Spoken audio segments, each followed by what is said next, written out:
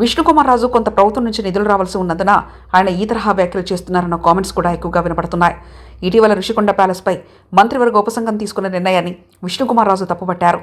దానిని స్టార్ హోటల్కి ఇస్తే సామాన్యులకు ఎలా ప్రవేశం దొరుకుతుందని ఆయన సూటిగానే ప్రశ్నించి ప్రభుత్వానికి ఇరకాటంలో పెట్టారు. అయితే భోగాపురం ఎయిర్పోర్ట్లో ట్రయల్ రన్ పూర్తయిన సందర్భంగా కూడా విష్ణుకుమార్ రాజు వ్యతిరేక వ్యాఖ్యలు చేశారు. భోగాపురం విమానాశ్రయానికి వెళ్లే కంటే విశాఖ నుంచి విజయవాడకు వందే భారత్ రైల్లో వెళ్తే సమయం ఆదా అవుతుందని చెప్పి ఇబ్బందిలో నెట్టారు. రైల్వే మంత్రికి విశాఖ నుంచి విజయవాడకు వందే భారత్ రైలు వేయాలని తాను కోరుతానని విష్ణుకుమార్ రాజు చెప్పారు. ఇక గూగుల్ డేటా సెంటర్పై కూడా ఆయన వ్యాఖ్యలు కూటమి పార్టీలో కలకలం రేపాయి. గూగుల్ డేటా సెంటర్ వస్తే విశాఖ ప్రజలు తీవ్ర ఇబ్బందులు ఎదుర్కోవాల్సి వస్తుందని, పర్యావరణం దెబ్బతింటుందన్న ఆందోళనను విష్ణుకుమార్ రాజు చేశారు.